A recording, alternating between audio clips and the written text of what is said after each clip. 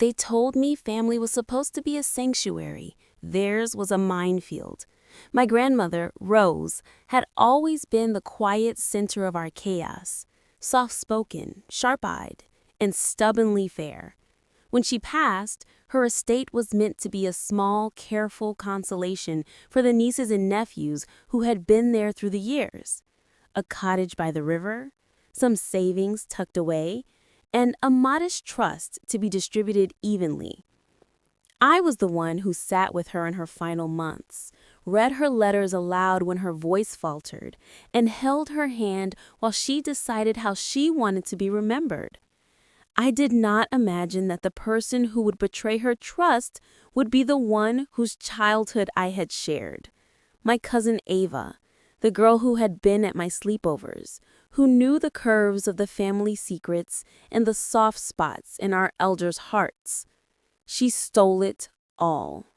Not with a dramatic, cinematic heist, but with a slow, easily hidden knife, a forged signature, a friendly nod to the wrong lawyer, whispered lies to Aunt Lydia about who needed the money most. She turned familial greed into a legal instrument and walked away with everything that had been promised to us. The discovery was accidental, the kind of thing that shrieks into your life and makes it impossible to go back to sleep. I was clearing out a box of old letters in the attic when I found one tucked inside a book Grandma Rose had marked as her favorite. It was a notarized amendment to the will, dated a month before she died, signed, apparently, by her. But the signature was shaky in a way Rose's never had been, and the notary stamp was from a firm that had closed 2 years earlier. My stomach dropped, and I began looking. I called the probate attorney handling the estate for clarification and was told, calmly, professionally, that yes, an amendment had been filed, and yes, the distribution had been altered to leave the cottage and most assets to Ava. I asked to see the documents. They mailed photocopies. The signature was a copy. The scarecrow of my panic had legs. Ava had been charismatic in the family, charisma that veered dangerous when paired with ambition. She had been dating Derek, a man who wore charm like a suit and ambition like shoes. Derek's influence was the kind that smelled of loans and cosign. He'd recently encouraged Ava to take charge and secure her future. Then there was Martin, the probate lawyer whose name kept surfacing in my searches, slick, with a portfolio full of estates that had quietly shifted hands over the years. I began to map connections the way a cartographer traces coastlines. Ava to Derek, Derek to Martin, Martin to a handful of crooked notaries and friendly bank officers. The map read like a conspiracy novel and like a checklist. I could react the naive way, rage in every shouting word, and that might have been the easier, satisfying path for 15 minutes, but this was my grandmother's life they'd erased. Fury became focus. I hired Elena, a private investigator who once solved a neighbor's embezzlement and who did not confuse drama with evidence. Elena moved like a shadow with manners. She found what I could not. She obtained security footage from the bank where the signature had been processed, tracked the courier routes from Martin's office, and slowly revealed a pattern of meetings. Ava had been in Martin's office 3 times in the weeks before the amendment. Derek had been under the table while Martin called a notary and arranged for a document to be signed at a care facility that no longer had in-house notaries. Small things, each one legal looking on its own, became poison when lined up together. Once the evidence began to collect, 2 new lines of action opened, the legal and the social. The legal was obvious and cold. I petitioned the probate court for a formal review and handed over the files Elena had produced. I suspected Martin had been trading ethics for fees. I suspected a bank officer turned a blind eye when an unfamiliar courier presented a document.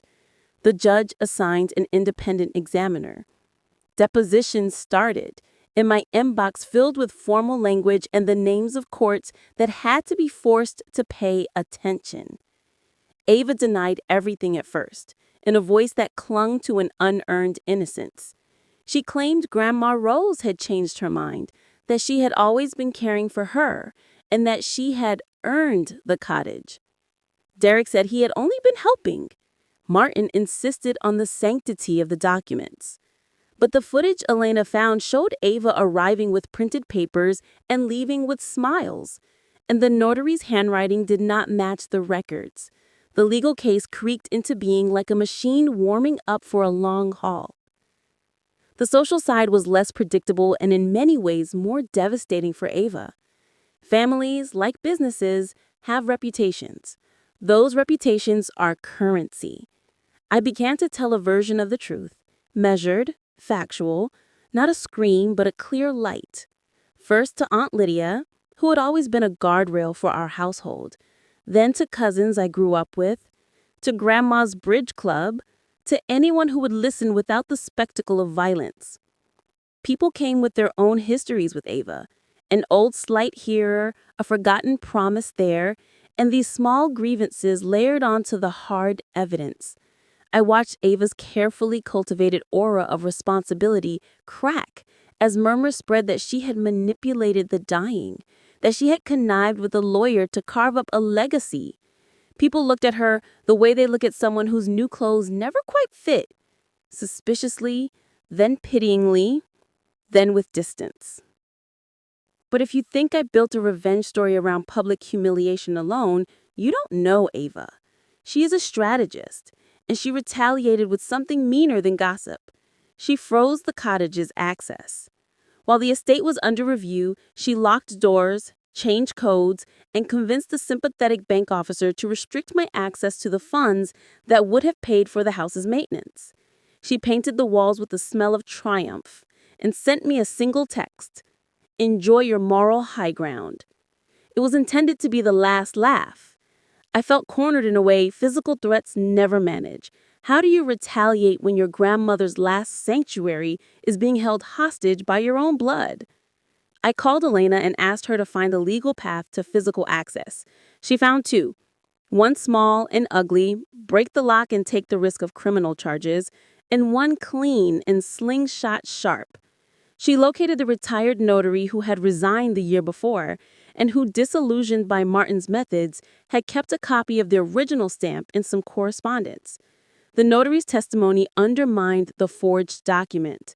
The bank officer who had cooperated with Ava agreed to speak in exchange for immunity from professional discipline if she told the truth. Martin, whose arrogance had been his tell, had left an email chain where a junior associate joked about making the old lady sign off as if they were rearranging furniture. The chain was careless, casual, damning. The court proceedings became a slow public surgery, each incision precise but necessary. Ava's defense was all about tone and posture, grief, obligation, the supposed loneliness that forced her hand. Derek attempted to distance himself. Martin cooled into a studied silence that looked more like fleeing